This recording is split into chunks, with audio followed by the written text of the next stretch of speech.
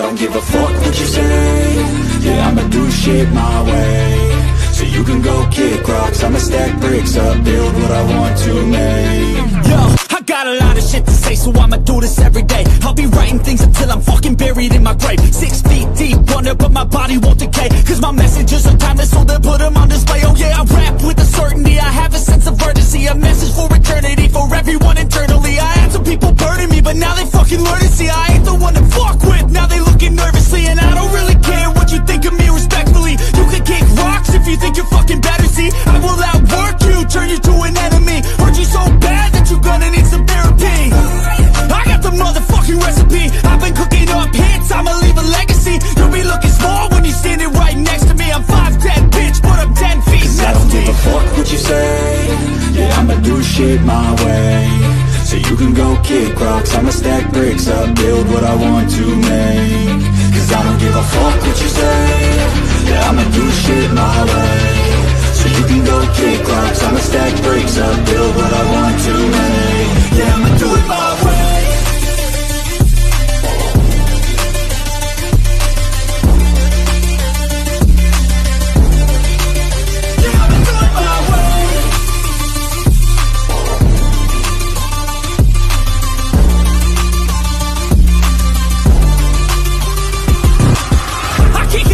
Coming out with a statement. You really changed, man, all your music and arrangement. You don't know shit, shut your mouth, you can save it. I'm the same dude that got his come up from the basement. 100 songs, 100 weeks, didn't change it. Experiments, development, intelligence, and patience. I'll do it all again, cause I never feel complacent. Let's keep the good vibes, positivity's contagious. I'm never looking back, cause I made a life that's passionate. A college graduate suppressing all his talents, yeah. He found a way to go and change, become an advocate. For taking control of your life, go out and battle. And you think you have a dream, then act on it. Get after it, get out your head and fucking capture it. You got one life to master it.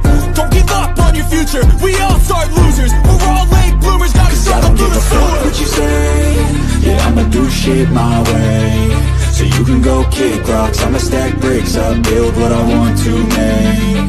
Cause I don't give a fuck what you say. Yeah, I'ma do shit my way. What's up, guys? Can y'all hear me? Y'all tell me if y'all can hear me up there.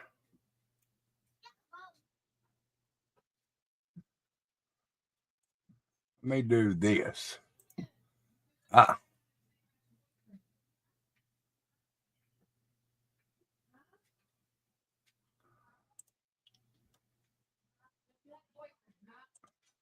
Give me just a second. Now I know you can hear me. How's everybody doing? Hope y'all are doing well. All right, guys, first thing that I want to do is we are going to, hold on just a minute, guys.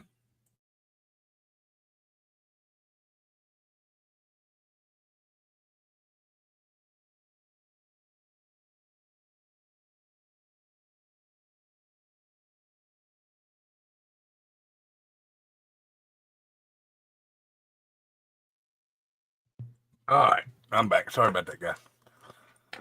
First thing that we're going to do is we're going to come in and we're going to play the national anthem or Star Spangled Banner. And then I will come in and say hello to everybody. All right. All right, here we go, guys.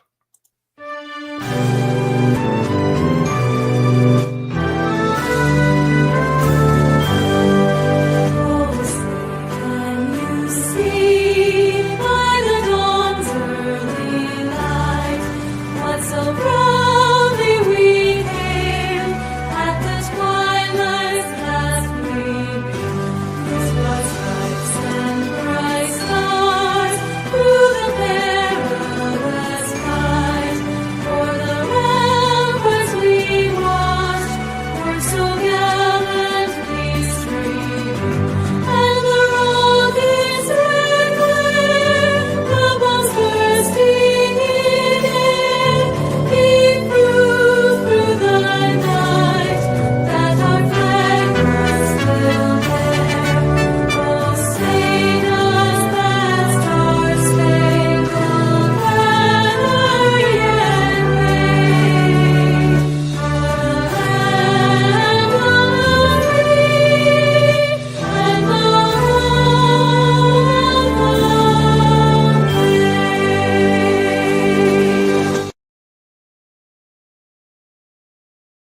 All right, guys. All right. Let's come in and say hello to everybody. Hello, Julie, Beagle Mom, Juju Bones, Nani. How are y'all doing?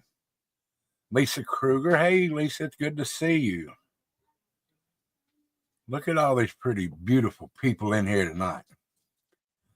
All right, first thing I want to do is if you do not care, to please say some prayers for Beagle Mom and her brother.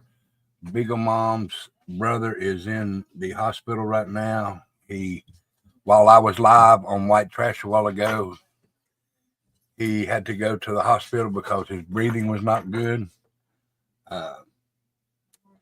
And that's all Beagle Mom's got, except another sister. So please say prayers for him. He's in the hospital right now.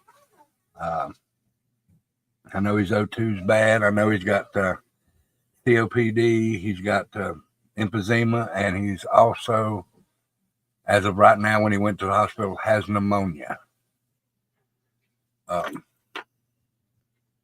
if y'all could please say prayers and put prayer hands in chat for Beagle Mom's brother and her, I'm sure she would definitely appreciate it. Becca put a post in her community chat. If y'all would like to go over and please check it out and put prayer hands in and say prayers for Beagle Mom and her brother tonight. They could definitely use them. So Beagle Mom, from us here at Tattooed Rebel, I want to say prayers from the Tattooed family here to you, and prayers to your brother, and hopefully, prayerfully, he'll be perfectly fine in the morning. I hope that works out. And there's Tattooed Angel. Hello, Angel. It's good to see you, dear.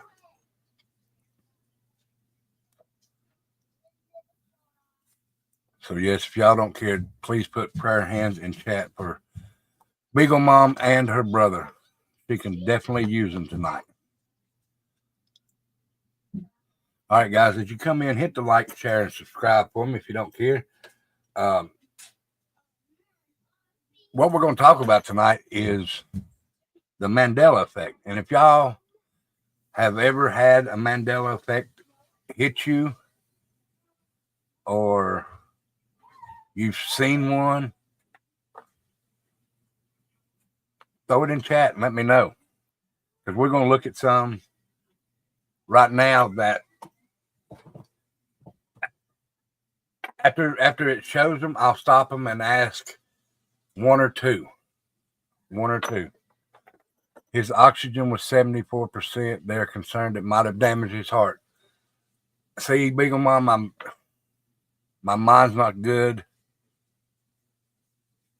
She said they transferred him to a bigger hospital and are going to do a heart catheterization to check his heart to see if it's damaged. Well, prayers, Beagle Mom, and I hope everything turns out great, honey. We love you here, and you know that we'll pray for you.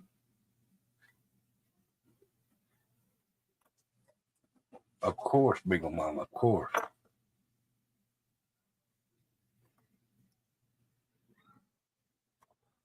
Bye, Gypsy. We are doing fine, Cotton Candy. Good to see you. All right, like I said, we're going to talk about Mandela effects, and we're going to watch some videos. And if you've had this Mandela effect, and I'm going to ask you which one you have had. I'm going to ask which one you have had. So let me bring this up and we'll watch it. Share screen. Window.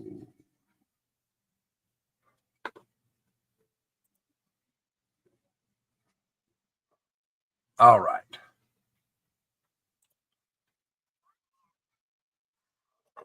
Why is it not saying? Oh, there it is. All right, we're going to see them. And you tell me which ones. We'll go from. We'll just do it by ear. Here we go. All right. Let me go down here and hit play. And y'all tell me if y'all can hear it and chat with a one, please. What is real? Welcome to Watch Mojo, and today we're counting down our picks for the top 20 craziest examples of the Mandela effect. For this list, we're looking into the strangest instances of collective false memories, otherwise known as the Mandela effect. And no, this list isn't one itself. We did do a version of this already. We're just adding more entries. It's time to bring her in, George! Number 20. It's a beautiful day in the neighborhood. Your childhood might not look the same after this. As we all know good and well, Mr. Rogers' Neighborhood always began with its titular host singing its theme song. It's a beautiful day in this neighborhood, a beautiful day for a neighbor. This much is true. But that well-known opening line, "It's a beautiful day in the neighborhood," not so much. Although it doesn't scan quite as well, it's actually a beautiful day in this neighborhood. But how did we all miss this when we've heard the song so many times in our youth? It's one hell of a day in my neighborhood. A hell of a day for a neighbor. It could be worse, we suppose. It's not like he was wearing leather jackets instead of cardigan sweaters this whole time. Number 19. Fruit of the Loom's logo. Okay, now, which one do you remember? It's a beautiful day in the neighborhood or a beautiful day in this neighborhood? One, if you heard the neighborhood, or two, if you remember this neighborhood. I remember it's a beautiful day in the neighborhood. I remember one. I remember one too. I remember one too. I don't remember this.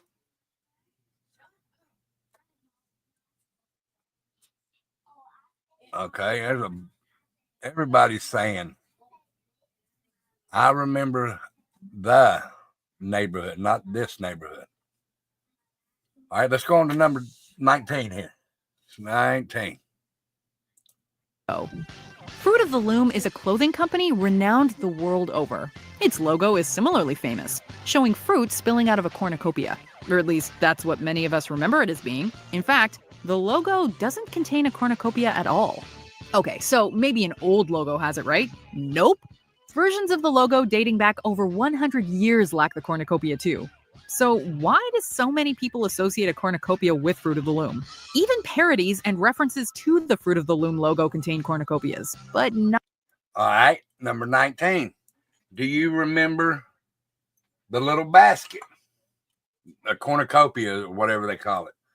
I remember the cornucopia. Do you all remember the cornucopia, or do you all remember it just the Fruit of the Loom? I do remember a basket with the Fruit of the Looms. One, if you remember the cornucopia basket. Two, if you don't.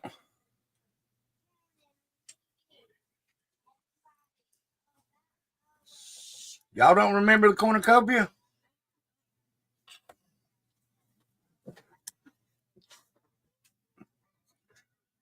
I do remember the cornucopia for some reason. I don't know why.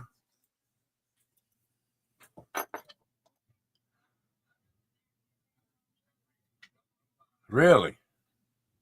Really? Huh. Okay. Maybe I'm mistaken.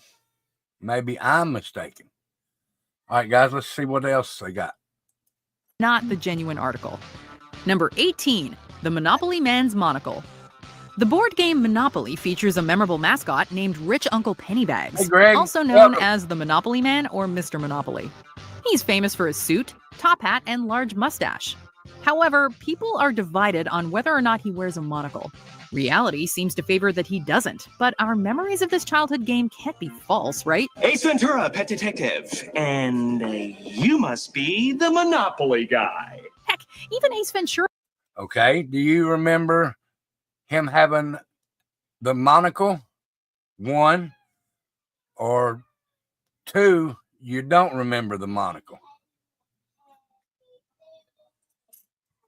Okay, I may be thinking of a basket. And 1, I remember the monocle. I do remember the monocle. Just like Angel put in there. I ain't never seen that. Hello, Jackie. At Happy with a Twist of Acrylic. It's good to see you. No, I only remember Mr. Peanut with a monocle. Well, now some of these people might not remember because they're a little bit older, but I do remember the monocle. Let's see what else they got. Made the mistake, and he seems like he's got a good head on his shoulders. Could it be as simple as conflating the Monopoly Man with other rich fat cat mascots like Mr. Peanut? Or has someone bought up all our memories? Number 17, Sex in the City. This much-loved HBO show and subsequent movies follow a group of 4 women and their love lives in New York City. I didn't feel a thing. It was like, hey, babe, gotta go. Catch you later. And I completely forgot about him after that. But are you sure that isn't just because he didn't call you? However, strangely, there is some disagreement on what its title is. Although some would swear up and down it's called Sex in the City, its title is actually Sex and the City. Now, the easy explanation is that people tend to slur the word "and" a lot, so that Sex and the City becomes Sex in the City. Really? However, there also seems to be plenty of merch and newspaper headlines bearing the word "in" instead of "and." So what gives? Okay. Well, Sex and the City or Sex in the City? 1 for Sex and the City or 2 for Sex in the City? I remember number 1, Sex and the City.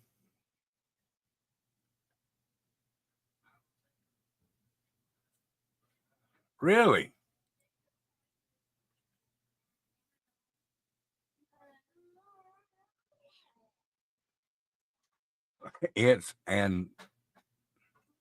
But I don't pronounce it like that.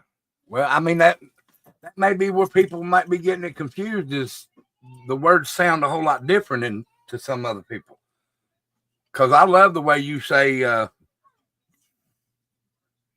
park the car in the garden. I love the way you say that. So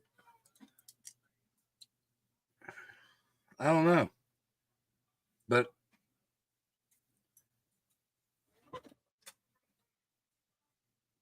I think I remember "and."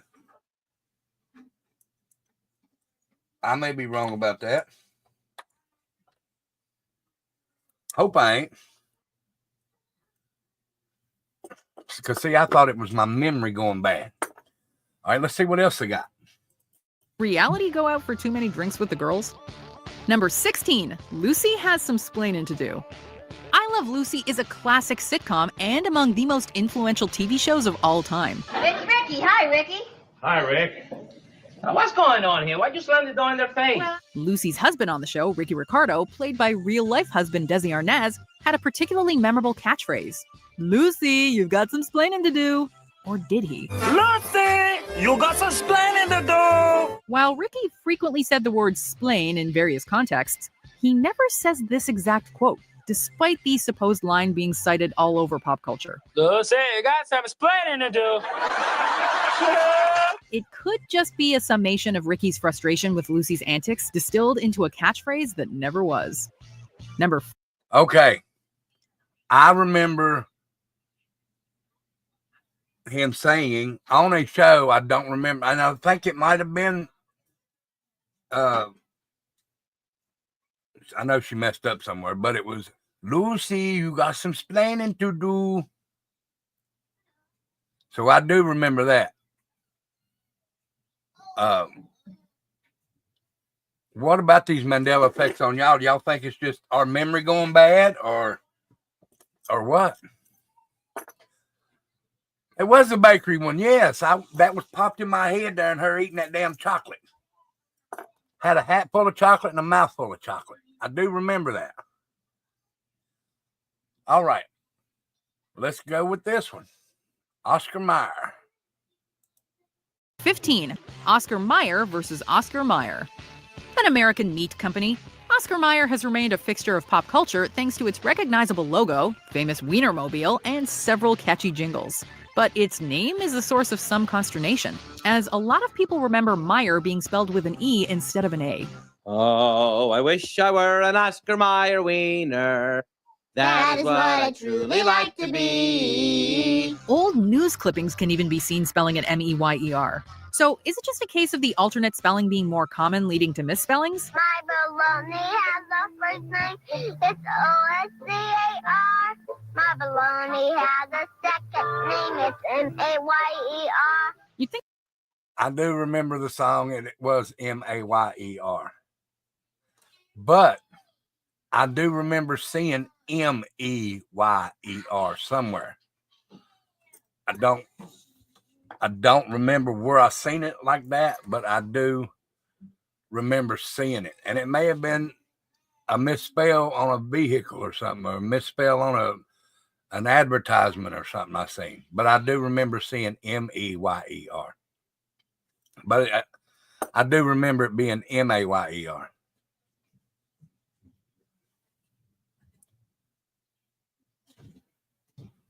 Yeah, but there's no Myers around here. Yeah, Bologna. All right, let's see what else they got. When it's jingles having lyrics literally spelling out the company's name, though, it would be impossible to get it wrong. But there are those who swear the lyrics have changed since they were younger. Number 14, Mirror, Mirror on the Wall. In this seminal Disney animated film, the villainously vain queen famously possesses a magic mirror. To call on it, she says, "Mirror, mirror on the wall, who is the fairest one of all?" Except that's not the line in the Disney movie.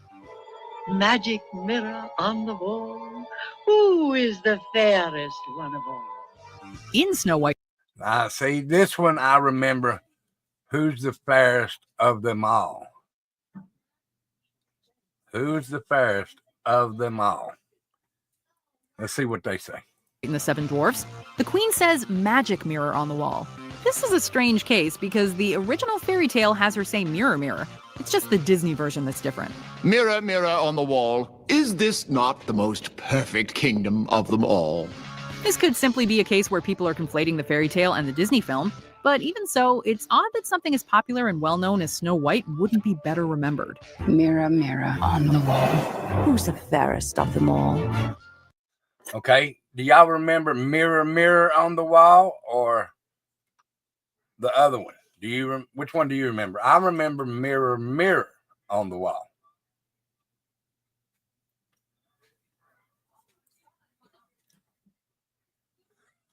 See, I remember Mirror, Mirror. See, everybody. You remember Magic Mirror, Lisa. I don't. I remember Mirror, Mirror. See, there's a lot of people that do. That's what I remember. Mirror, mirror on the wall, who's the fairest of them all?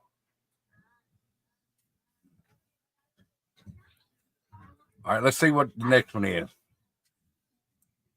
Number 13, Curious George's Tale. Curious George is a monkey and the star of many children's books and television series.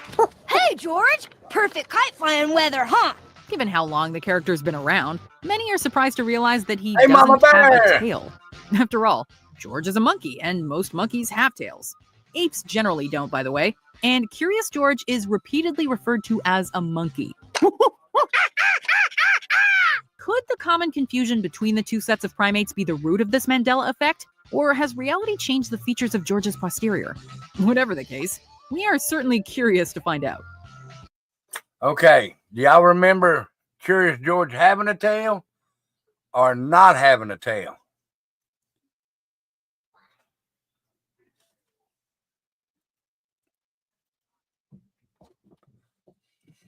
Okay.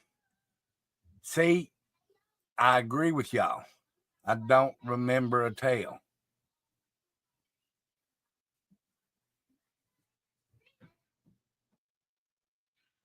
Okay.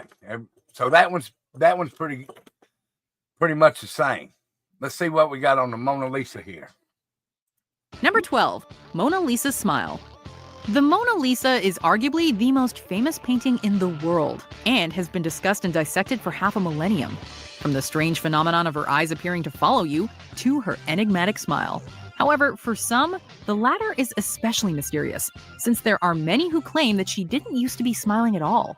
Granted, it might just be that those exposed to the painting at an early age got better at reading her expression. Still, that so many people could be confused about one of the most studied pieces of art ever made seems odd. Number 11. Do y'all remember the Mona Lisa smiling? Or no smile? 1 for a smile, 2 for a no smile. And I remember, I don't remember a smile. I don't remember one. Because I really haven't paid attention to it. So I can't exactly say.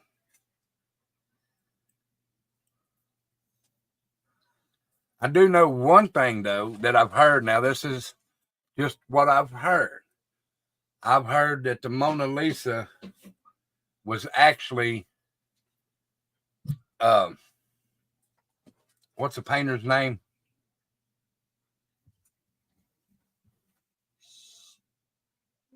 What's the painter's name that painted the Mona Lisa?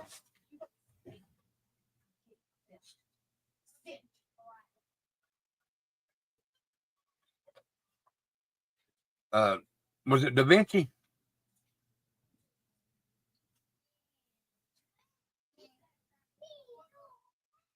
Hold on a minute.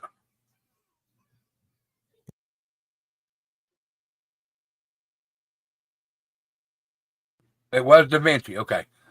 So what I've heard, and this may be false, I do not know, because I haven't really dug into anything like that. But I heard that this was another painting that Da Vinci painted over, and he used himself as the character in it as a woman. That's exactly what I've heard. It was Leonardo, and it was a depiction of himself as a woman. That's what I've heard.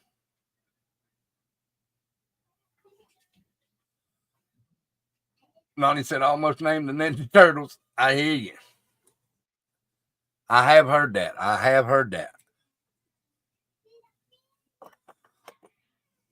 All right, let's go with Silence of the Lambs and see what they say. Hello, Clarice. When Dr. Hannibal Lecter greets Agent Clarice Starling from his cell, a lot of us remember him saying, "Hello, Clarice," in that chilling tone. After all, that's the quote that everyone references all over pop culture. Good evening, Clarice. Yet, in reality, Dr. Lecter never says this quote in The Silence of the Lambs, even if he approximates it in the sequel. Is this Clarice? Well, hello, Clarice. He said, Okay. I do remember him saying the first part. But when she comes back to the cell, he does say, "Hello, Clarice."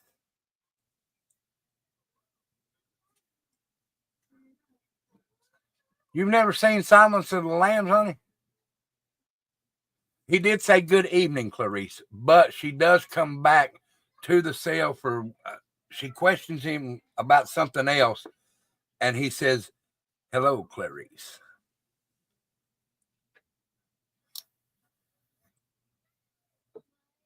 I do remember him coming back. You never saw it either? Y'all have to watch Silence of the Lambs. Hey, it's a freaky movie. It is a freaky ass movie. Because some of the shit in there is a little weird.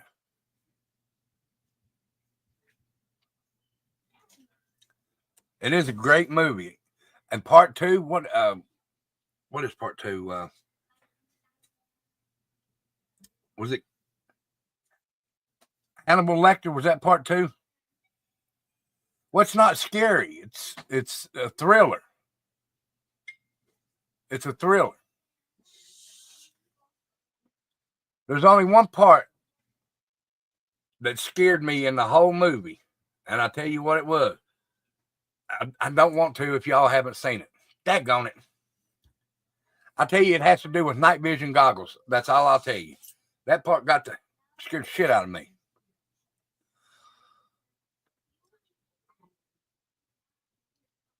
My favorite movie. Man.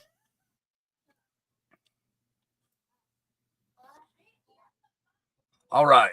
Let's see what else I got going on here. Says good morning to her and even good evening, Clarice, but never that infamous quote. So, are people simply misquoting the film because hello works at all hours of the day? Or is there a more... Okay, I tell you where I remember him saying it at now. They have him in a cage, like.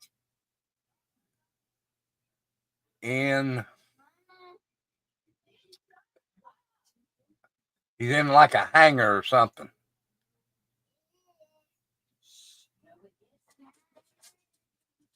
Yeah. He's in like a hangar and they have him in a room.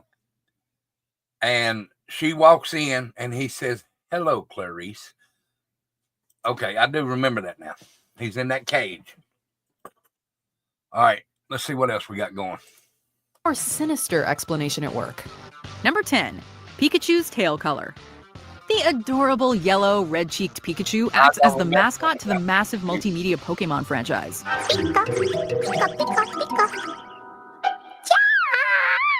With its image plastered on practically everything Pokemon, you'd think that its features would be burned into the brains of generations of adults and kids alike. But there are those who are convinced that Pikachu's tail, like its ears, used to have black on the end. Because of this misconception, there are plenty of images available that feature Pikachu with a black tail, so that could be to blame.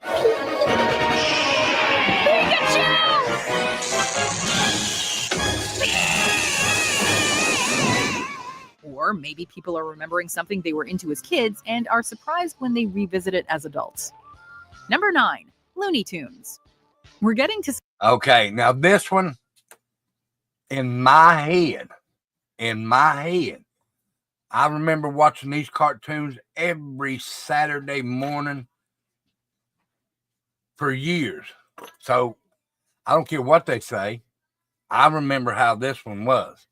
So let's go ahead and see if y'all like it. Some deep cuts now. If y'all know. Okay. Let's go.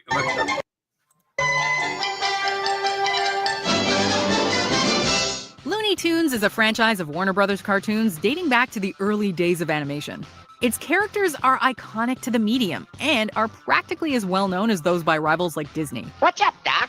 But as famous as Looney Tunes is, there are some who believe its name's spelling is no longer the same. Some people remember its name as being Toons, Toons, as in cartoons, while the current spelling appears to be Tunes, Tunes, as in a synonym for music.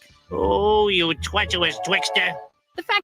Okay, who remembers Toons? I remember Toons.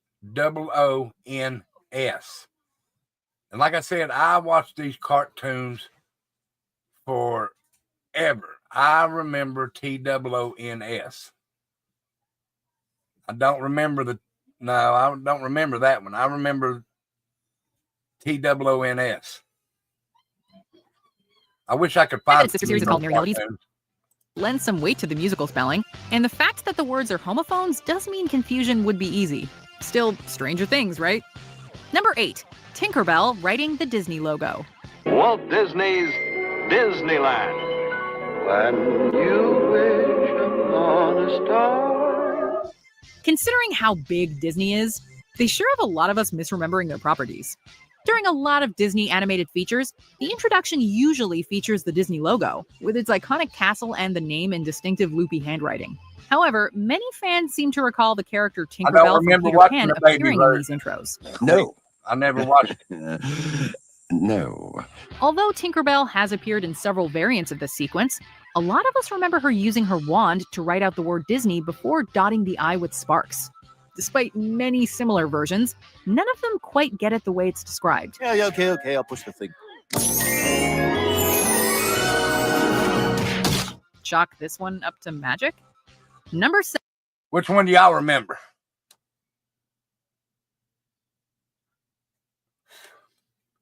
Y'all remember spelling it out and then dotting that I?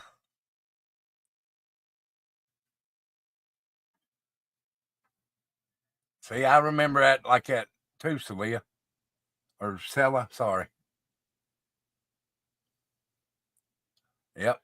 All right, let's check out number 7. 7. Play it again, Sam.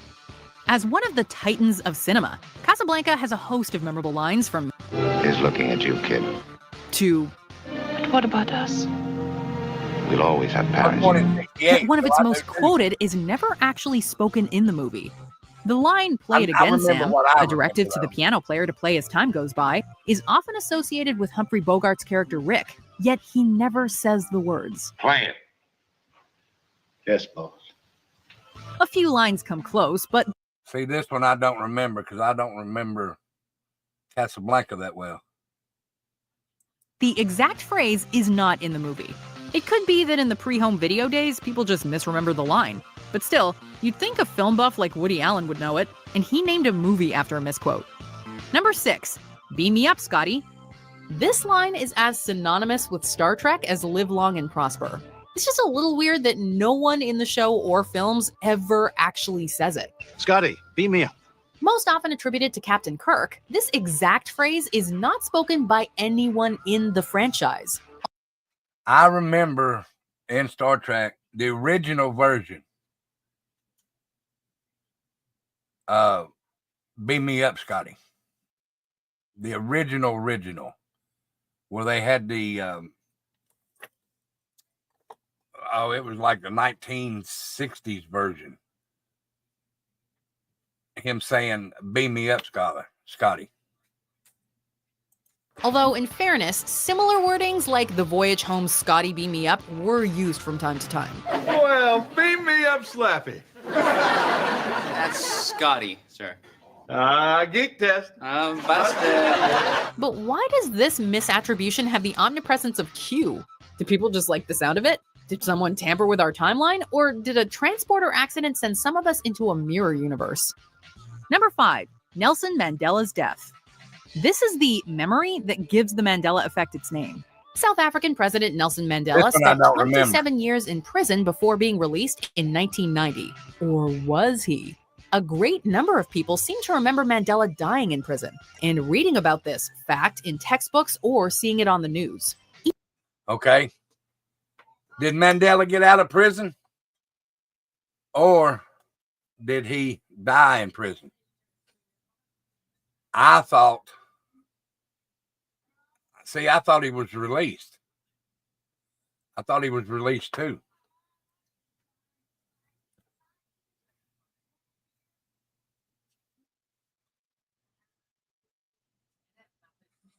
See, I thought he was released from prison.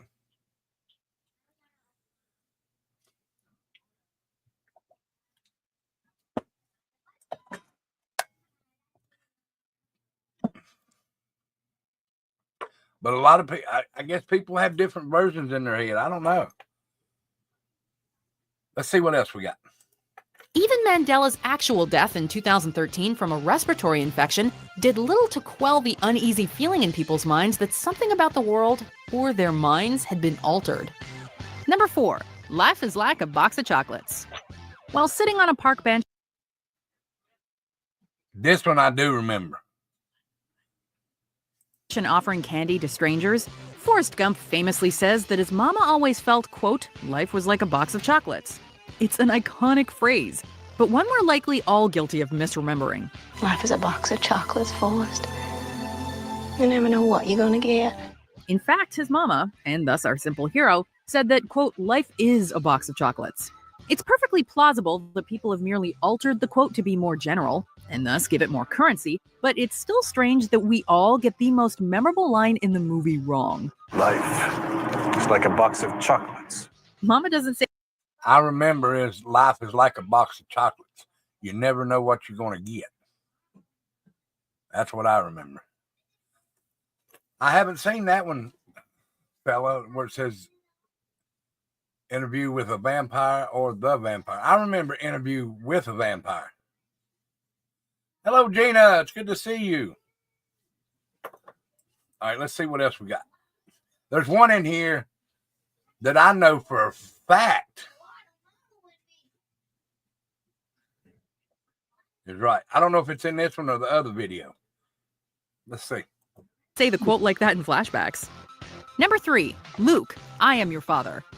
The immortal line is more mortal than you think. He told me you killed him. No. I am your father. Everyone who's ever heard of Star Wars knows this quote. Yet in the actual film, Darth Vader says to Luke, "No, I am your father." Countless pop culture references Luke, and legions of dedicated Star Wars fans still managed to somehow get this quote wrong. You killed my father. No, Buzz. I am your father. So what's the deal?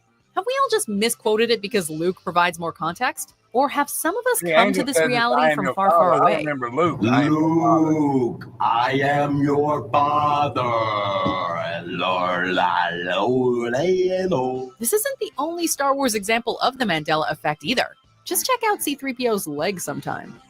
Number 2, starring Sinbad, Shazam. I don't Quick remember question. this Who starred in the 90s movie about a genie? I am Kazam. Some of us correctly recall it being NBA star Shaquille O'Neal, who had a sporadic movie career throughout the 90s. However, others believe the star of the film in question was the comedian and actor Sinbad, who starred in a number of children's films during that same time period. Racism! That's what Jesse Jackson was talking about. Others also believe this non-existent film starring Sinbad was called Shazam rather than Kazam, which they claim is something else entirely. Are people conflating multiple movies in their minds? If only we had a genie to magically solve this mystery.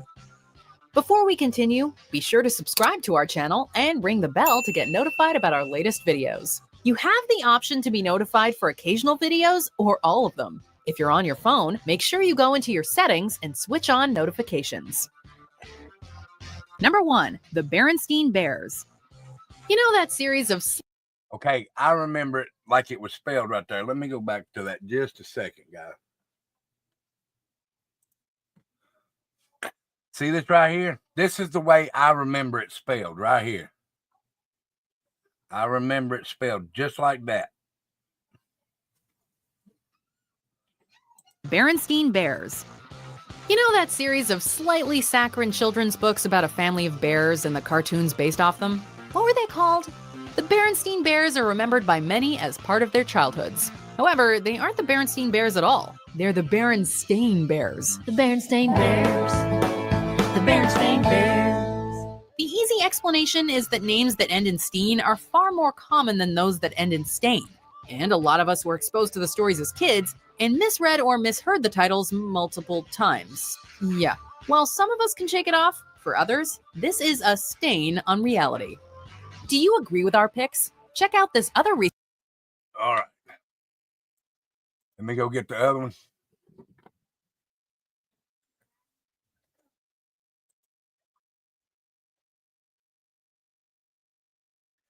All right.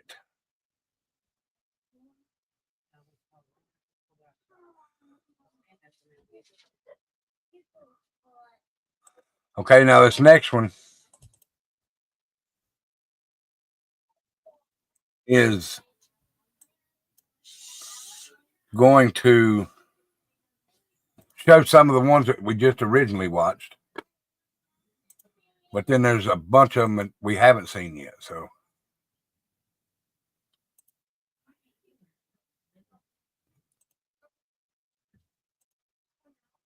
Okay, voice it on, all right. All right. So we'll go with 50 examples of the Mandela effect. We probably won't watch them all, but Gina, my birthday is November 22nd.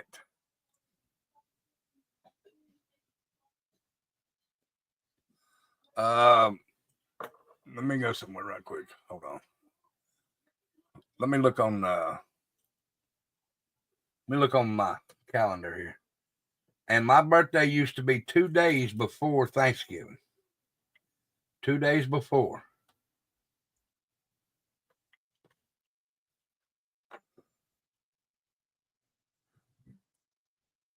All right.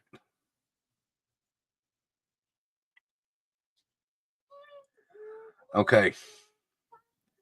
So now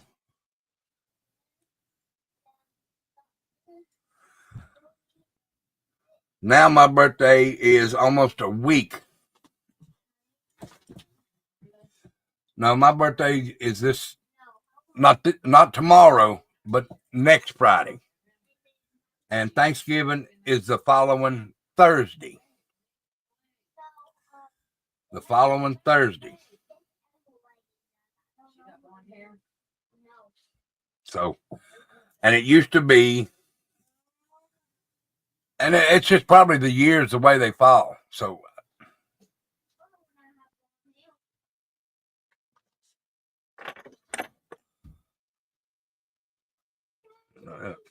it's wild. I mean, it seriously is, because some of this, I've watched some of these, and it's just weird. All right, let's see what I think this is the movie Breaking Bad. So let's see what it's got. So you do have a plan. Oh, it is Breaking Bad. Yeah, Mr. White. Yes, science. Welcome to Watch Mojo, and today we're counting down our picks for the top 50 examples of the Mandela effect. You must be the Monopoly guy. For this list, we're taking a deep dive into the strangest instances of collective false memories, otherwise known as the Mandela effect. These examples are derived from movies, TV shows, sports, history, and basically everything in between. Which of these Mandela effects did you fall for? Let us know in the comments. Number 50. Tom Cruise wearing sunglasses. Risky business. If somebody were to wear underwear, a white shirt, and sunglasses while dancing to Old Time Rock and Roll by Bob Seger, what movie do you think they were referencing? Risky Business, obviously. I do remember Tom Cruise wearing sunglasses. I do remember that. Who remembers Tom Cruise wearing sunglasses in the movie Risky Business, sliding across the floor in them socks?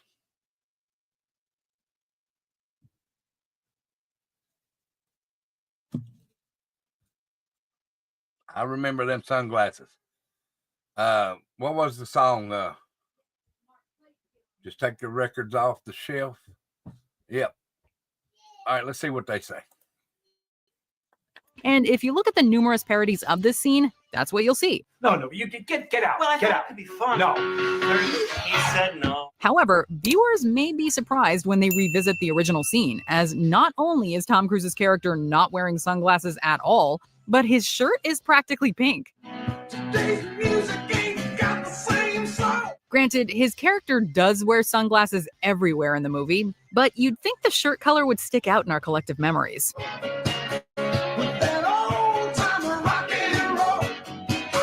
Number 49, Target's ring count. Target has a very distinct brand for being an all-in-one store. Their logo is fairly memorable too, with their red and white color scheme featuring prominently in advertising campaigns. Still, as famous as its logo is, it misses the mark for some people. Target has a red dot with a single red ring around it. However, some people remember the logo having multiple rings. So many rings! And while the logo did have multiple rings in the 1960s, folks recall the logo being different much more recently. Which begs the question, is this a... How many rings do y'all remember? How many rings do y'all remember off of Target?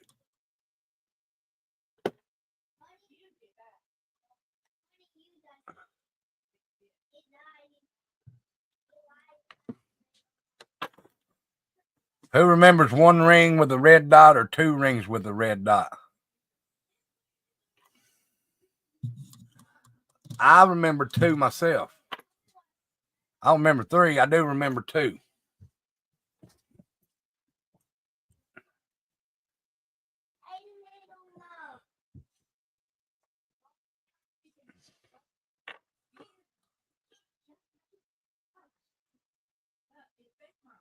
See, I thought it was 2 rings with the dot. Hello, Night Demon. How are you, brother? It's good to see you. Y'all do me a favor. If y'all like this content right here, hit that like, share, and subscribe for me if you haven't. If you have, thank you so very much. It is a pleasure having each and every one of y'all here. Thank you for being here. Let's go ahead and see what else they got. Now, when they get to the one I'm talking about, I will let you know, okay? I think it's in this video here. All right, here we go. Joni! Thank you so much, Joni. Joni's been a member for 17 months. Thank you very much, Joni. Thank you so much. As a matter of fact, y'all guys, do me a favor, and we'll just do this.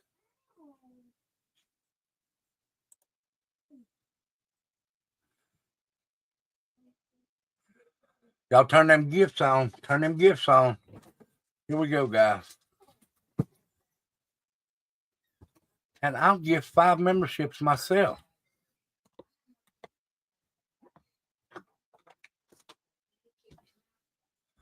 We have Mama Bear, Lisa Kruger, Mama P.I., Huntress, and Tennille. Thank y'all.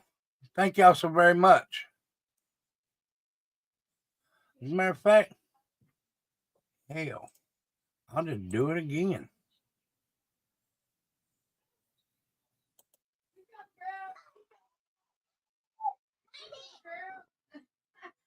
There we go. Let's see who gets these. Sunshine, Mary Jane, Digger Duck, Julie Delk, BTU.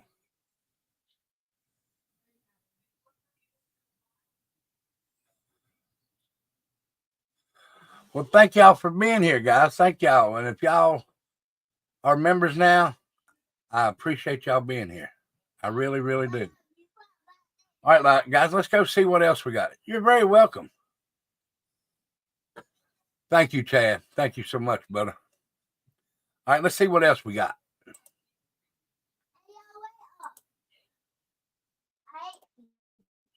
False memory or a bullseye recollection? Nice. Bullseye. Number 48, Tiananmen Square Tank Man. The Tiananmen Square protests and massacre are among the most horrifying events in recent Chinese history. Not that the Chinese government will let anyone inside the country talk about them. Tension had been building all day Saturday after some early skirmishes between students and soldiers. But while censorship inside China has led to younger people in China being unaware of the event, people outside are confused about its most striking image, Tank Man. This lone protester stood in front of a line of tanks. According to video and historical records, the unidentified man climbed on top of the tank and later left. But there are those who remember a more tragic outcome. The tank man was run down. Is someone censoring reality, or is it a case of mistaken memories? I don't remember. Number 47, Fonzie's Jacket, Happy Days. Arthur the Fonz Fonzarelli is a pop culture icon. And of course, everyone knows his deal. He's your Cotton Candy, thank you so much. You didn't have to do that, but thank you, dear. Thank you very much. And since you sent me a super sticker,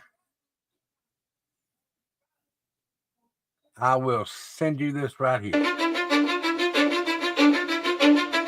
Cause I don't give a fuck what you say. Yeah, I'ma do shit my way. So you can go kick rocks, I'ma stack bricks up, build what I want to make. Yo, I got a lot of shit to say, so I'ma do this every day. I'll be writing things until I'm fucking buried in my grave. Thank you so much, Cotton Candy.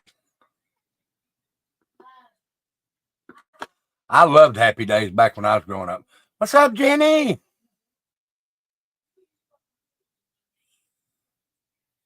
Well, thank you.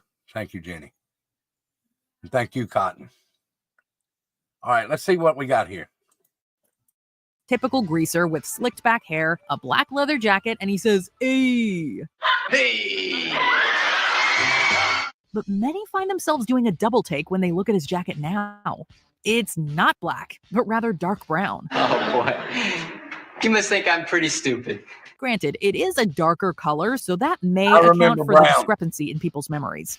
They might also be conflating the Fonz's look with other famous greaser characters like Danny Zuko from Grease. No matter his wardrobe, though, the Fonz is still the Fonz. I like to warm up a little bit, okay? So I'm gonna be right back as soon as I finish warming up, okay?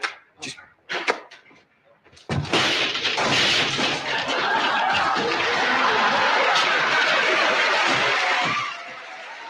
Number 46. Yeah, science, bitch! Breaking Bad.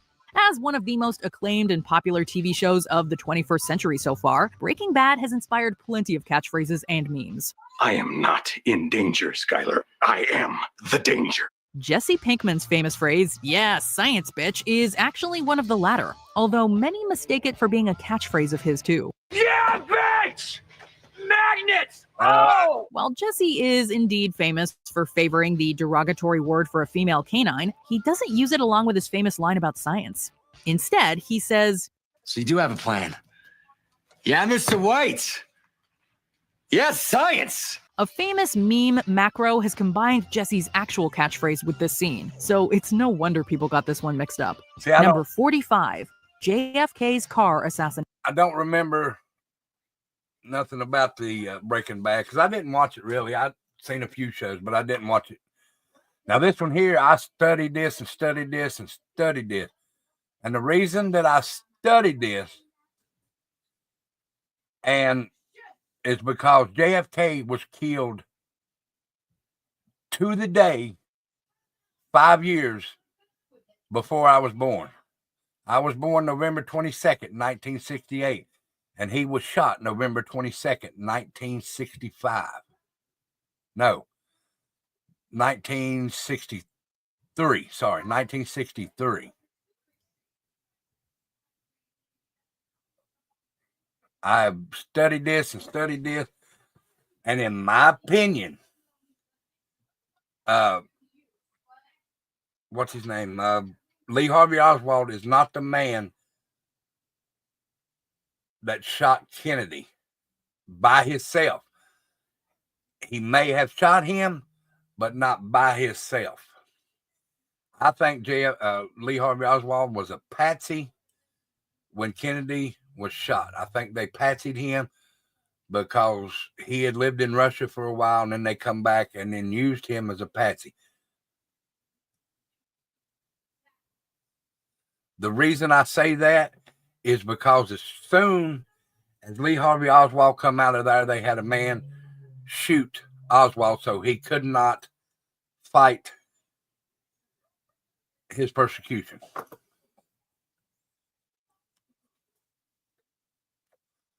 All right, let's see what they say about this. And I didn't know this one was in here. And I watched this last night and didn't even pay no attention. Nation. U.S. President John F. Kennedy was assassinated during a motorcade in Dallas, Texas on November 22nd, 1963. It's one of the most famous assassinations in history and certainly one of the most revisited. Hey, Mr. President. Look over here! And then shots rang out. While there are many conspiracy theories regarding the events that day, one of the most bizarre involves the number of people present in the vehicle it occurred in. A lot of people remember there being only 4 people in the car. However, viewing the footage now will tell you there were 6. The Texas governor and his wife in the middle seats are often forgotten, probably because most convertible cars aren't set up with 6 seats. Shots came from near that wooden fence over there, near the overpass. Number 44, Starbucks star. Starbucks is arguably the biggest name in coffee. Yeah, there's Dunkin' Donuts and Tim Hortons out there, but Starbucks is the global brand that everyone knows. Hey, Seattle, Space Needle, Starbucks. Or so you would think. Despite the millions of cups likely sold since the start of this video, some Starbucks patrons are surprised about something on its famous logo, the star above the mythological siren's head.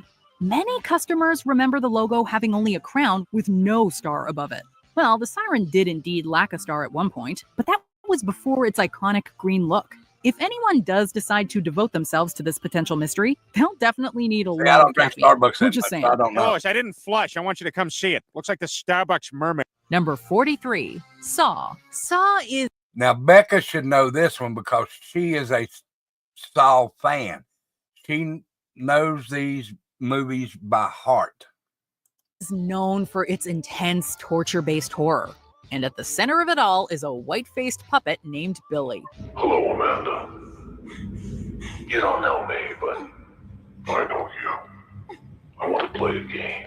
Acting as a way for the antagonist, John Kramer, to communicate with his victims, Billy gives characters the option to subject themselves to excruciating pain or face certain death. These options are referred to as games, but contrary to popular belief, Billy doesn't ask whether his guests want to play. In the original Saw film, Billy never says, "Do you want to play a game?" But instead, "I want to play a game." I want to play a game. I remember him saying, "I want to play a game." I do remember him saying, "I want to play a game." Here's what happens if you lose. It's a simple change, but one that definitely changes the tone. Hello, Mark, Paul, Amanda, Zap. Hello, Dr. Gordon. I want to play a game. Number 42, Kit Kat bars. 1, 2, 1, 2, 3, 4. Give me a break. Give me a break. Pick me up a piece of that Kit Kat bar. Give us a break. Now there's Mandela effects in our candy? Kit Kats are a globally recognized candy bar with 4 wafers, usually covered in chocolate, though some countries go nuts with a ton of different flavors. Looking at you, Japan. What's even more nuts is that people can't agree on how to spell Kit Kat. While it's occasionally stylized as being one word, that's not what we're talking about. Rather, there are those who remember there being a dash between Kit and Kat.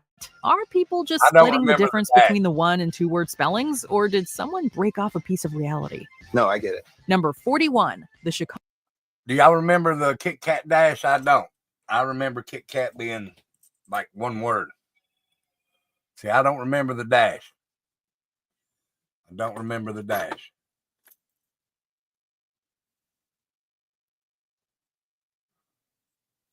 All right, let's see what they say about the World Series here.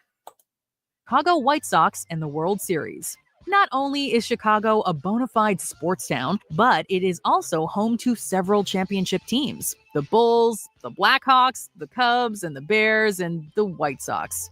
For whatever reason, several outlets have had a tendency to think or forget that the Chicago White Sox won the World Series in 2005. Out!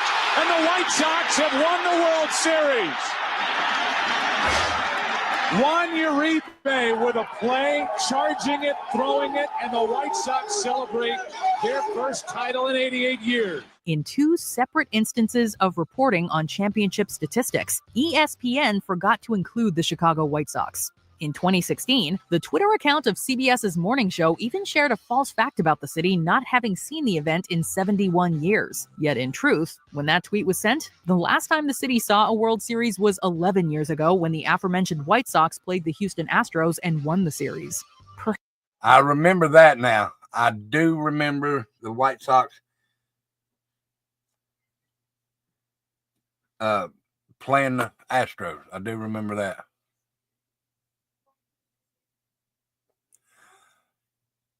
Thank you, Mary Jane. I like that. I like the way you got that. Thank you so much, dear. All right, here we go.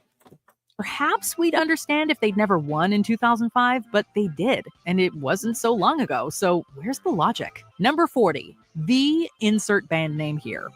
This one can easily be understood given how people speak when referencing a band. For example, saying the Eagles' best album is Hotel California or Blitzkrieg Bop by the Ramones is a kick-ass song just flows better in conversation.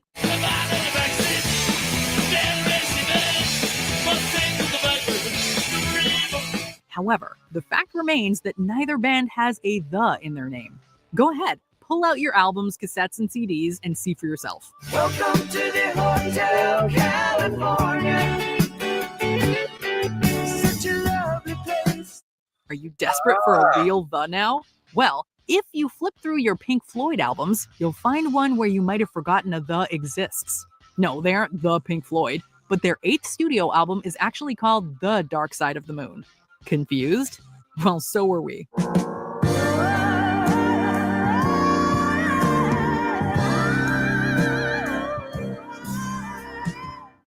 Number 39, Bruce Springsteen. Bandana or cap? Born in the USA is one of the boss's greatest and most recognizable hits.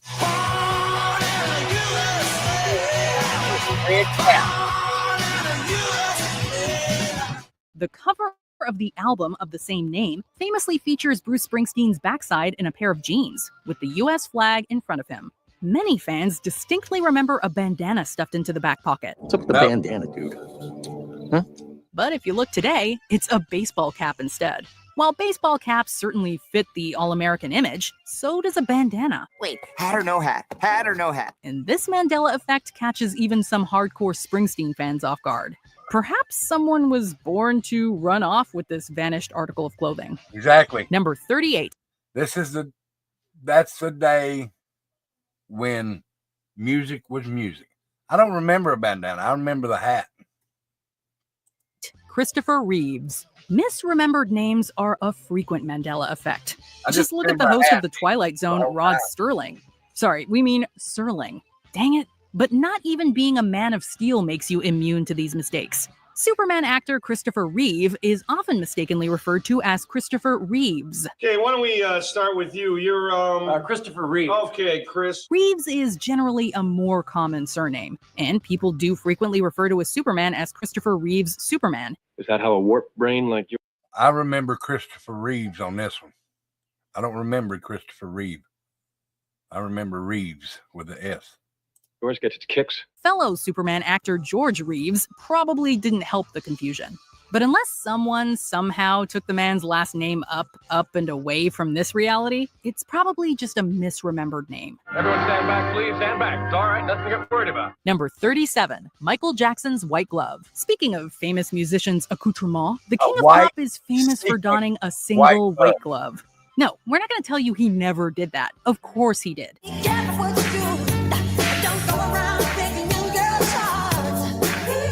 Yes, but ask yourself, which hand did he wear the glove on?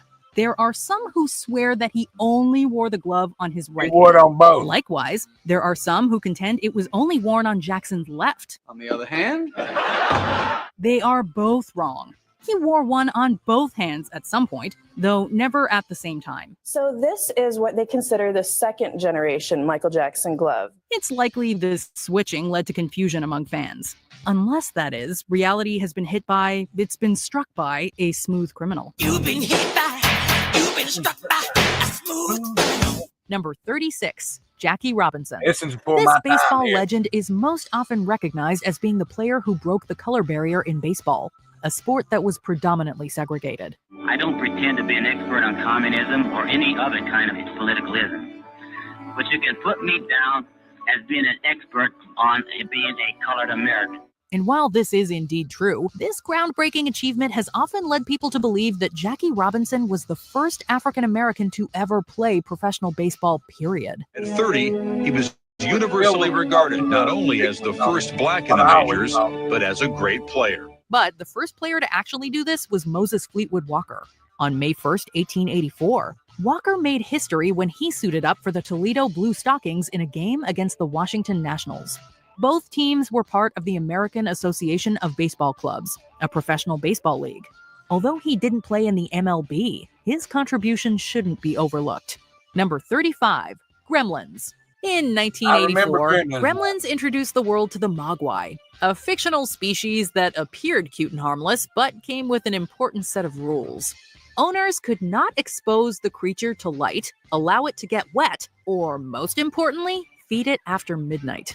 Predictably, these three rules are broken over the course of the film, unleashing reptilian gremlins on the town.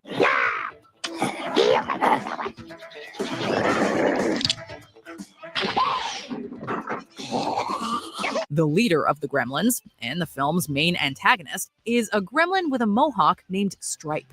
Although some fans would argue you on that name. Hey, look, that one's got a cute little stripe on its head. Some claim that the antagonist's name was once Spike, a misconception that can be found not only among Mandela effect believers, but many merchandise listings featuring the character.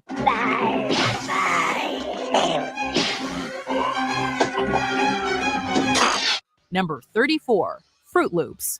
Fruit Loops are a staple of any cereal aisle and of many kids' breakfasts, also some adults. But what if we told you there isn't any fruit in Fruit Loops? Say what?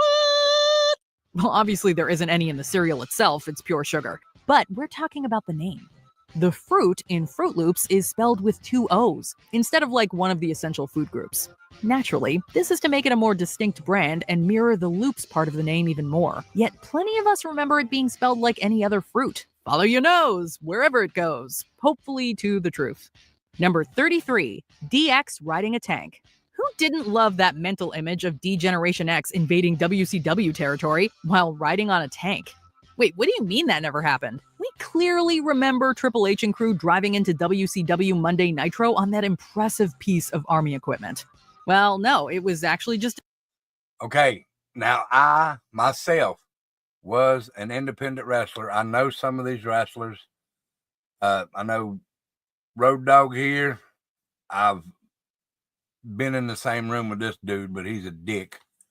I never met China or Triple H. I did meet Billy Gunn one time. So they come in on a Jeep with a gun on it. It was not a tank. It was a Jeep. I do remember this. I've talked to him. It was a Jeep. A Jeep with a turret attached, but it sure looked like a tank from a side profile, right? Right? Oh well, maybe it's a bit more fun to remember DX riding a giant tank, but the truth is that this example of a Mandela effect affected many wrestling fans over the years, so at least we're not alone. Number 32, Martin Luther King Jr.'s murder weapon. Martin Luther King Jr. was killed tonight in Memphis, Tennessee.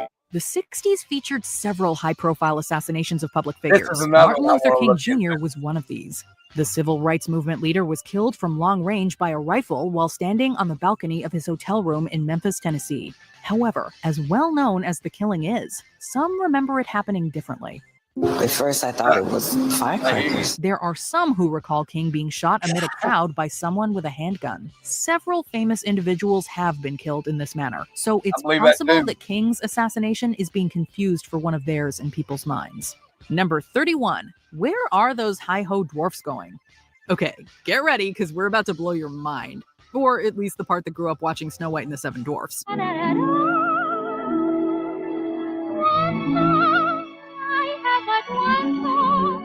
One of the most popular songs from the classic Disney film is Hi Ho, sung by those 7 little men holding on to their work gear. Hi ho! Hi ho! But you know the part in the chorus where they sing, hi ho, it's off to work we go? Turns out you may not know that part quite as well as you think, because the actual lyrics are almost the exact opposite. Rather than hi-hoing to work, the dwarfs are hi-hoing home from work. Hi-ho, it's home from work we go. Mind blown, right? Number 30. The Shining. I remember this Honey, movie, I'm too. home is a popular phrase utilized throughout pop culture in family films, sitcoms, and even songs. The line is turned on its head in The Shining when Jack Torrance says it prior to breaking through the bathroom door with an axe. Or at least it would be if Jack actually said it. Wendy, I'm home. A number I of remember people Wendy, online seem I'm to home. remember the line being a direct riff on the typically cheery phrase. But in reality, Jack actually says, Wendy, I'm home, using his wife's name rather than the generic honey. Here's Johnny. Number 29, Ho No, Pokemon.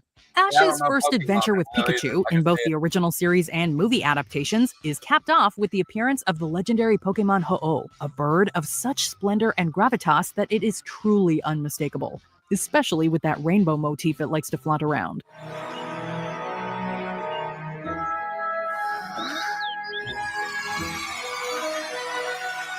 Unless, of course, you happen to think it was a Moltres. Yeah, there are a few fans who recall seeing the Firebird cross Ash's path as opposed to its feathered counterpart. We're not sure if this is just Gen 1 purist talk, but it's hard to mistake Ho-Oh's hairdo.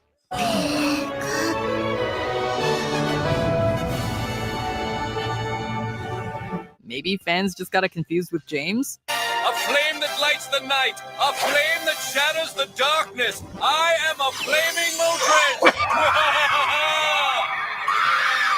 Number 28, the Lindbergh baby. Famously referred to as the crime of the century, in 1932, famous aviator Charles Lindbergh's son was kidnapped. After several months, the body was found in the woods. And 2 years later, the ransom money was traced to a carpenter named Richard Hauptmann. While Hauptmann's guilt or innocence has been debated in the years since, there are still those who recall the facts of the case differently. Namely, that the Lindbergh baby was never found at all. The boy's disappearance remained a greater mystery than history recorded, at least according to them. Almost confessed to the Lindbergh kidnapping. They caught that guy. Number 27, John. That one, I did a little research on that one, and they found the baby 2 days after it went missing, and I don't think they ever found the one who supposedly done it. They say they have there, but I don't remember them ever saying it. But I'm going to have to look into that again. All right, here we go. Rachel J., it's good to see you. It's been a minute. I hope you're doing well. And I don't believe this video has the one in it. I'll have to find it because I want y'all's opinion on that one. That one's one that's, it's not stumped me because I know what I remember from that, but I want to see what y'all remember. Lennon's Imagine suit. After the dissolution of the Beatles, John Lennon put out some incredible hits on his own. One of these was the song Imagine, which also had a film created around it. Imagine all the people. Many people remember Lennon wearing a white suit in the film, but going back to the movie now shows Lennon wearing a black suit with little crosses on it. It's easy to see why there might be confusion. After all, the house in the video is white, and Yoko Ono is wearing white. So why wouldn't Lennon be wearing white too? On the bright side, our sparse white living room looks like the John Lennon Yoko Ono Imagine living room. Or maybe people are remembering his wardrobe from the Abbey Road album cover. Then again, what if reality has changed? Imagine. Number 26. Obi-Wan doesn't say, "May the Force be with you." Star Wars Episode 4, A New Hope. May the Force be with you has become a slogan for Star Wars over the years, with the date, May the 4th, even being used as a day to celebrate the franchise. Many believe that this phrase was initially spoken by Obi-Wan in the 1977 film, but this is actually not the case. In the film now known as A New Hope, Obi-Wan tells Luke, "The Force will be with you, always," rather than the now universally known phrase. It may seem like an issue of semantics, but for some, this can be seen as an earth-shattering revelation. "Use the Force, Luke." For those curious, the actual first use of the phrase was by General Dodonna before the Death Star battle in the same film. "Then man your ships, and may the Force be with you." It is then repeated by Han Solo. "May the Force be with you." Number 25. How does We Are the Champions end? Sounds like a silly question, right? But you may be surprised to find out that it ends a little differently than you think.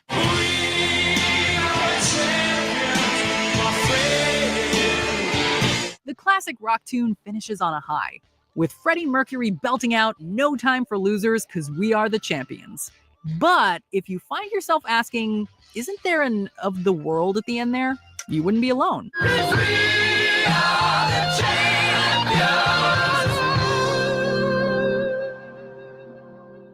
Although you would also be wrong, because the actual song concludes just like that. Okay, now I can tell you where I know this one. The song "We Are the Champions of the World" come from a movie. Does anybody know the movie that it come from? And I believe they added it. They added "of the world." I've broken one ankle in July, another for this past Monday. Take it easy. Yes. Now, where I heard "We Are the Champions of the World" come from Revenge of the Nerds.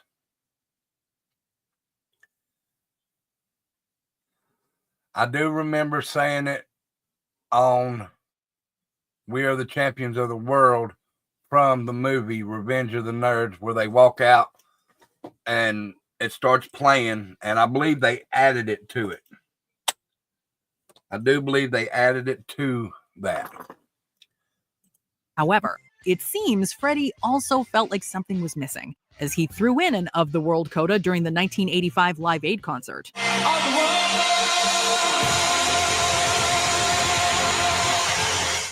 That could explain why this false ending has become our ingrained recollection of the track. Number 24, the Air Jordan logo. Tell me I can no longer fly. I want you to. The logo. And they just told you why it plays like that on the radio, because he added it in that video.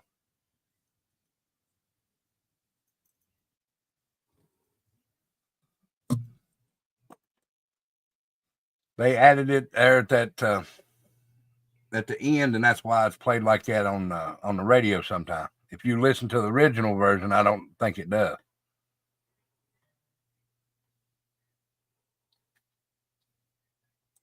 For this sneaker line is one of the most iconic in history. Some believe or assume the logo silhouette is inspired and based on a slam dunk Michael Jordan pulled off from the free throw line during the NBA dunk contest in 1988. Well, the crowd lets you know what they think of it. Now we will wait for the judges. A 48 ties, a 49 wins. However, the truth of the matter is far less exciting. We hate to break it to you, but the inspiration behind the logo isn't from that iconic Jordan dunk. In fact, the silhouette is actually from a Nike photo shoot, where one of the shots captured Jordan jumping in a position we can now see on the logo. At least it's still a cool shot, though. Number 23, Macintosh apples. Macintosh apples were once one of the most prevalent types of apples out there. It's a little bit crisp, and it has a very fresh taste. However, their popularity has waned of late. Their name lives on due to Apple, the tech company, naming one of their most famous computers and many other products after them. Well, what we're going to do is get rid of all these buttons and just make a giant screen. A giant screen. Except they don't spell Macintosh the same. How? The fruits start with MC, while the computers start with MAC. Maybe Apple was right. What if we're living in a 1984 nightmare where conformity is enforced and truth is overwritten by our unseen overlords? Or maybe because they sound the same, we all assume they're spelled the same. Equally possible. We shall prevail. Number 22, C-3PO's silver leg. Star Wars, the original trilogy. When you think of what color C-3PO is, what do you think of? Gold, right? I remember gold. You'd be half right. Some may be surprised to learn that Luke's neurotic droid actually has one silver leg in the original trilogy. We seem to be made to suffer. It's our lot in life. Many fans remember the character as being fully gold, to the point that some even believe his colors must have been edited in one of the many re-releases of the films. Even some official merchandise neglects to color his legs correctly. According to actor Anthony Daniels, however, C-3PO has always had mismatched legs. Where am I? I must have taken a bad step. It may be a Mandela effect, but it's more likely that this pervasive misconception is due to the silver leg reflecting the character's otherwise gold body, thus appearing gold itself. They're madmen. They're heading for the prison level. If you hurry, you might catch them. Number 21, It's a Beautiful Day in the Neighborhood. All right, so we watched these. The rest of these I done looked, so I want to find that one. So give me just a minute, guys. Give me just a minute.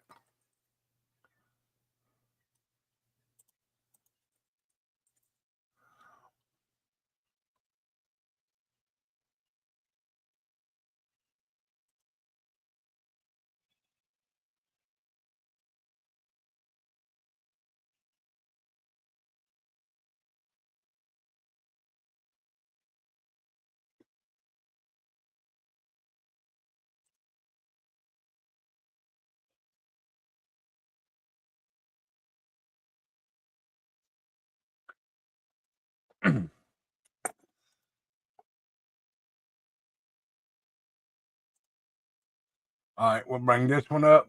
This one's got a few different ones in. Maybe it's got some of these in there. Y'all do me a favor and y'all hit that like, that share, and that subscribe for me if you don't care.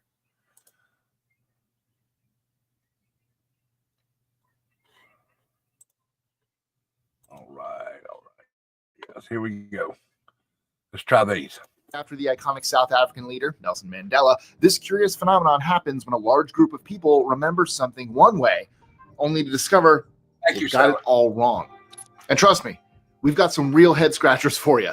From New Zealand's mistaken location to wonky memories when it comes to what we love to eat and watch on screen, I'm Mike with List 25, and here are 25 insane Mandela Effect examples that'll blow your mind. 25. The Great Bear Name Debate. Remember the beloved children's series, the Berenstain Bears? Past that one. Well, you might recall it as the Berenstain Bears with an E, right?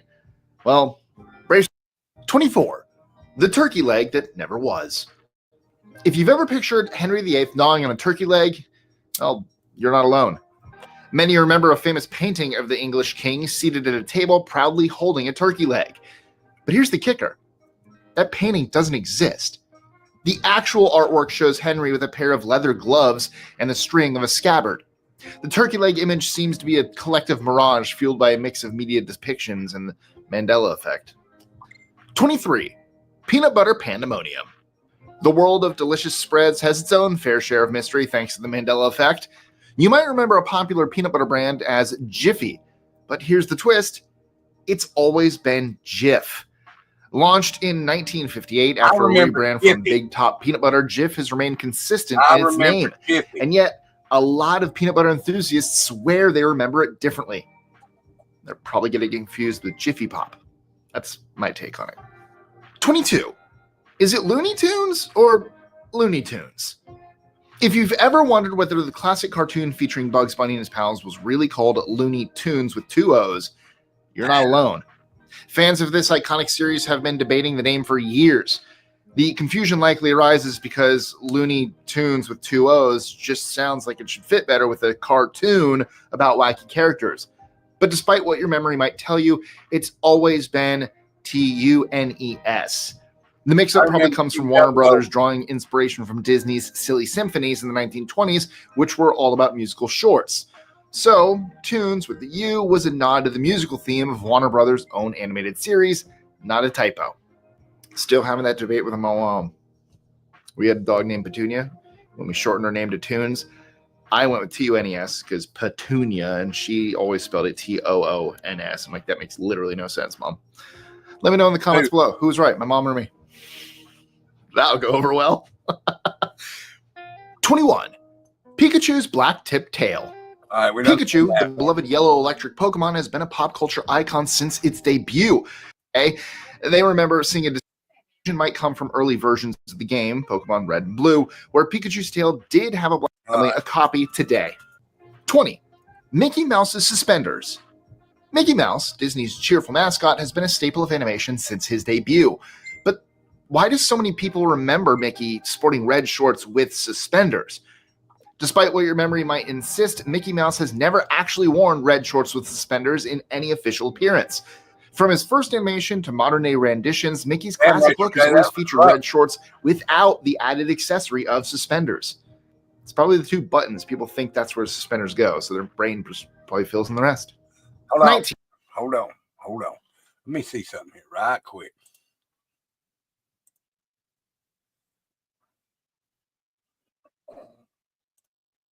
Let me see here.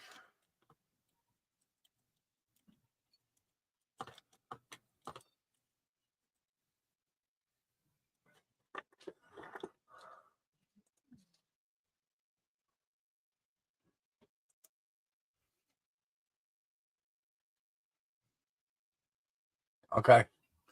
I was wrong. I thought his very first. Would you like some Captain Crunch or Captain Crunch? The debate over Captain Crunch's name is a tasty example of the Mandela effect in action. While many cereal fans remember the breakfast mascot as Captain Crunch, his official name has always been Captain Crunch. I remember Captain. But the confusion doesn't stop at the name. Captain Crunch's uniform has its own set of mysteries. Traditionally, American naval officers wear bars on their sleeves to indicate rank. 1 for ensigns, 2 for lieutenants, and 3 for commanders. However, Captain Crunch's outfit has never quite matched up with these ranks, sporting a mix of bars over the years. So, whether you remember him as Captain Crunch or Captain Crunch. Yeah. Hey, guys. Oh, Hartley, where are you going, youngin? Everybody say hi to Becca. She's just got done giving Harley a bath. Hey, everybody. Becca, I showed Becca some of these last night, and she didn't She didn't know whether to which ones to say either. But most of them we had different opinions on. One especially, if I'm gonna look for it. I think Captain was after Ebony. Yeah, me too. It turns out that the character's uniform, at least, has been proven inconsistent. 18. What the heck is a Fruit Loop? If I've got you confused, the official name has been Fruit Loops since 1963. Here's the backstory. Kellogg's first introduced the cereal as Fruit Loops spelled the correct way in 1959, complete with 3 flavors and Toucan Sam. However, since the cereal had no actual fruit, Kellogg's got sued and had to change the name. They relaunched it as Fruit Loops with the 2 O's in 1963, and that's stuck ever since. But here's where it gets interesting. Some fans remember... Okay, Becca's got a box. She's going to go look. The one I'm going to show y'all, and I want y'all's opinion on. I know what my opinion is. But it has to do with Scooby-Doo.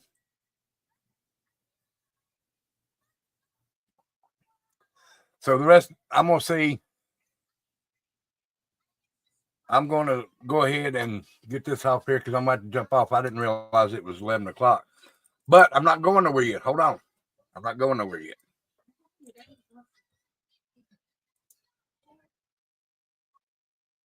All right.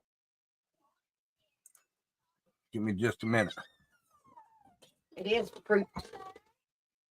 Yep, it's spelled with 2 O's.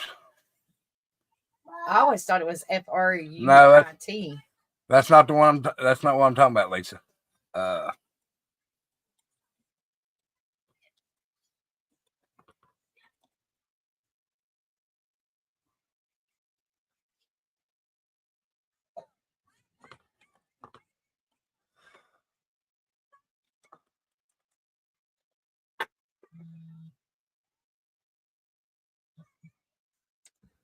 right.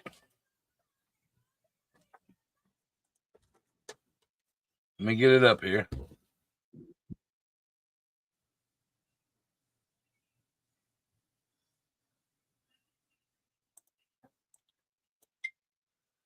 All right.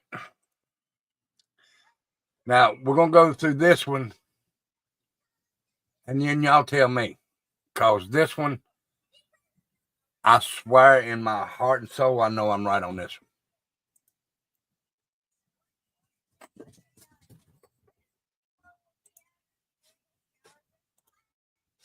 All right. All right, we're going to watch this one. You tell me what y'all's version is.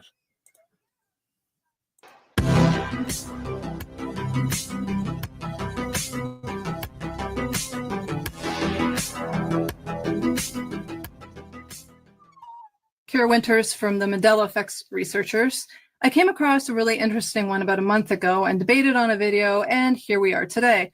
So, Scooby-Doo. I grew up in the 70s. I totally recall Shaggy here having an Adam's apple. So, okay. Who remembers Shaggy having an Adam's apple? I remember Shaggy having an Adam's apple.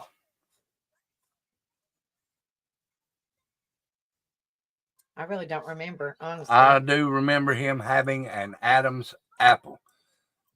I mean, it even moved when he talked in the cartoon.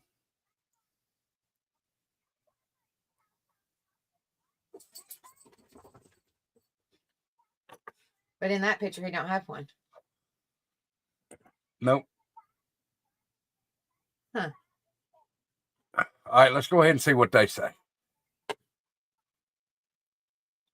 suddenly it is gone. No Adam's apple. Smooth. Nothing. Still a little bit of stubble here, but no Adam's apple. So this is really kind of bugging me because I distinctly remember when he'd say zoinks and swallow and be scared that you'd see the Adam's apple bopping. Well, it's gone. If you look here, I found one from 1981. It even says Hanna-Barbera Productions here. And that's how they drew them. No Adam's apple. And even if you look at the brand new ones, everything, there's nothing. There's hardly anything for even fan art. It's crazy. So tell me what you remember. Do you remember Shaggy having a Adam's apple or nothing? Thanks. I remember an Adam's apple, guys. I don't care what nobody else says. I remember that. And like Lisa said, every time he would go gulp or he would eat, you could see it moving up and down. Now, is that because of someone else taking over doing that kind of work or something to that effect? Could be it, because you can change cartoons and put them in there. I don't know how you would change a video unless you go in and do something. I don't know. But in my opinion, he had an Adam's apple. I'll always say that, and nobody can make me think different on that one. There could have been a different artist, yes. But still, that wouldn't. What's up, E-Rock? Getting ready to go.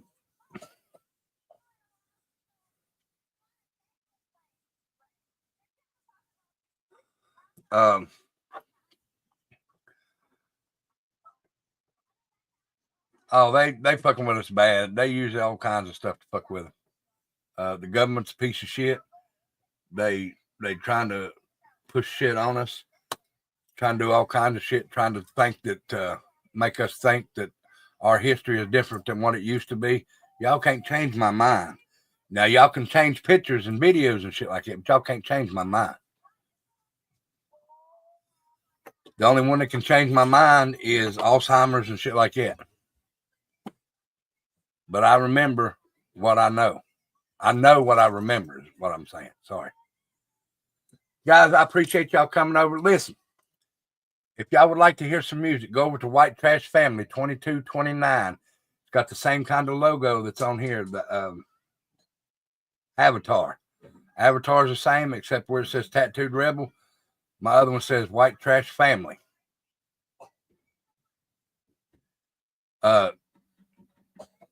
Yeah, sorry, Rock. I've been on for about an hour and 40 minutes. But y'all go over there and check it out. We're going to do some music tomorrow night. E-Rock, don't forget to come over and send some music. Now, I pinned to the top of the chat the email request. Give me just a minute. Do it like this. Do exclamation White Trash Family, and it should give me the link. Sub up to it right there. That's our music channel, Cotton Candy. Go over and sub up. But if you want to send some music in, tomorrow night is 80s rock and roll. That's what my kids picked for this week's bonfire. Copy that email that's pinned to the top of the chat. Put in your email. Send me an 80s song that you want to hear. The name of the song, who it's by, and your YouTube name. And your YouTube name. Go over and sub up. Rose, Stella Rose, go up and sub up. We'll be doing music tomorrow night. Go over there and click the link for tomorrow night's show. It's already set up, ready to go. And then Saturday night is Bon Jovi concert. Come on over there for that. Click the link on that one. It's already set up. And send in the song, who it's by, the name of the song, and your YouTube name. That way I can't be doxing you if you don't send me your real name. That way your real name won't be out there. It'd be your name. Just click on the, where do you click what?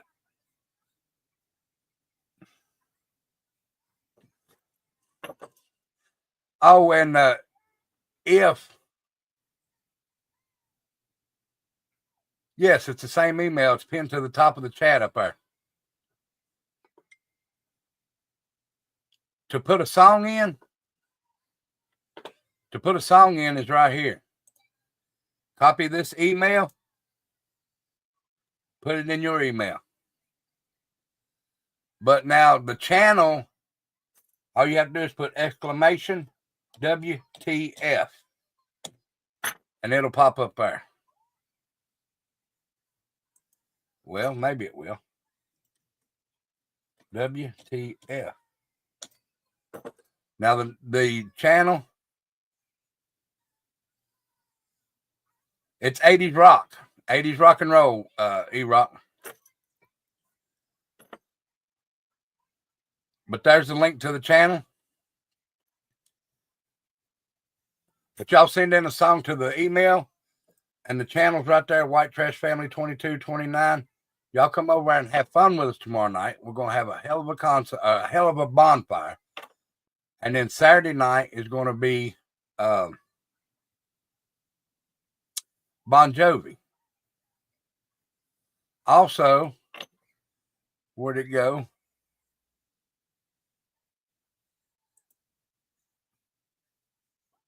I clicked the wrong one. Sorry. If they keep messing with me, I'm going to go to this right here. No. Sorry. Wrong one.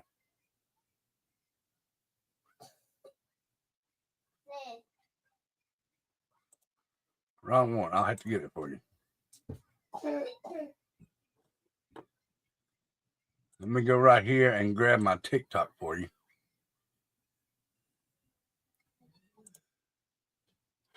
This TikTok will take you to my page. If you have a TikTok, go over and check it out. This is the one where I will be putting music if they keep messing with me. So if you have TikTok, go over and follow me on TikTok. That's it right there. I'm at 593. I need 1,000 to be able to go live and do videos over there. But guys, I appreciate y'all being here. Look, don't forget to do me a favor and hit the like, share, and subscribe this time. Okay. You'll just have to go away and click that link, E-Rock. I don't remember. But both the bonfire and the concert is already set up. All you got to do is go over and hit that notify me button on the page, and it'll show you. Or it'll tell you, and it'll notify you. So, I appreciate that, guys. So, do me a favor on your way out. Hit the like, share, and subscribe. Thank you, Stella Rose. Thank you. And don't forget to be over there tomorrow. And then after that, Becca, my dear wife, goes live for some karaoke. If y'all like to sing karaoke, go over to Tattooed Angels. She's got the same link that I do, except instead of Tattooed Rebel 2229, hers is Tattooed Angel 2229. But tomorrow night, I'll be putting it out over there on that channel, and y'all can go sub up to it. But on your way out, hit the like, hit the share, and hit that subscribe button for me. I appreciate everybody coming in. I thank all the new members that got memberships tonight. I really do appreciate y'all being here. Stella Rose, do me a favor. We don't say bye here, honey. We say see you, because bye's forever, and we'd love to see you come back. Well, you ought to go sing, Stella Rose. Come on, girl. More the merrier. Look, I go up there and sing, and I can't carry a tune in a bucket. I don't even sound good in the shower. Me neither. And they say everybody sounds good in the shower. Somebody lied to me. But thank you for being here.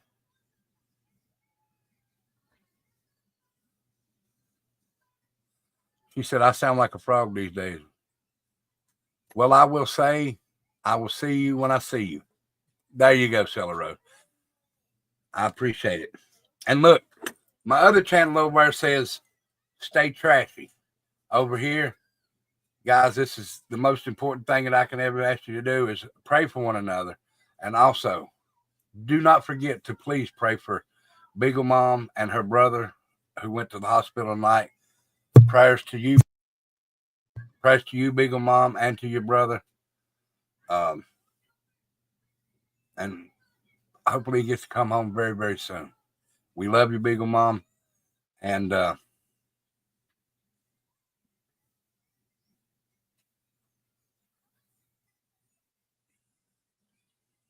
thank you, Stella Rose. Thank you, Cotton Candy. That's very appreciative of you. But as we leave, like I said, over on White Trash, I say stay trashy. Over here, I'm going to say stay free. Because we're free birds over here, over on White Trash Family. I call y'all White Trash Family. And it's not being derogatory, whatever they want to call it.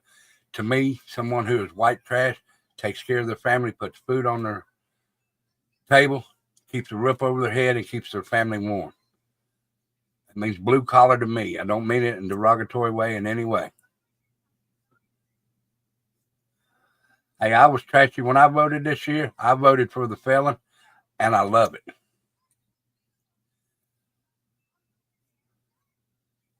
That's right. Can't carry a tune in a 5-gallon bucket. But, guys, I really do appreciate you. Exactly, Stella Rose. MAGA 2024. He going to bring some prices down. God, I hope so. He going to bring some prices down. He going to put some people in jail, and he going to build a damn wall to keep some people out. You can come to this country. I do not care about that. You can come all day, any day, but you got to come legally. Don't come in and think you can just sneak in. Right. But guys, I do have to get off here. Much love and respect. Hit the like, share, and subscribe on your way out. And guys, if you like the show and you would like to, you can donate to the channel in the Cash App or the PayPal. You don't have to. You do not have to. It's not required. It would be very much appreciated, but the only requirement that I ask you to do is come in here, have a good time, and enjoy the show. And I hope y'all do. And if you haven't subscribed, please subscribe. Please subscribe. Much love and respect. We'll see y'all tomorrow night over on White Trash Family. So remember, stay free. Love y'all. I don't ever slow up, no I don't take shit. I got no love for the fakeness. If you wanna play tough and wanna hate this, I'll always show up.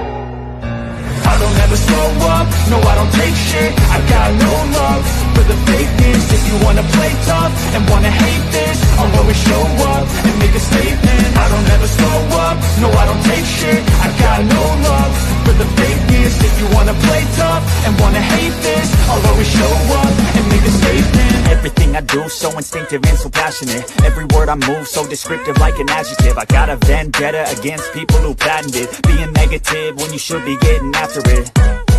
I got facts over tracks, this and that. Spitting slow, spitting fast, I could roast, I could gas. Think I'm okay at last, but I don't know if that can erase all the past. And the pettiness, a reflection of the emptiness. Hilarious, you think you're worth my time, you're delirious. Mysterious, because you are behind a fake exterior. Inferior, you know I'll always be a bit superior. Get off of me, this ain't no humble brag. I want you to hear words, you can say them back. I want you to feel free from the chains at last, and to believe in what you got, it was built to last, yeah. Now that I've been put through hell, I never got anyone's help. I had to do it all myself. I don't ever slow up, no I don't take shit. I got no love for the fakeness. If you wanna play tough and wanna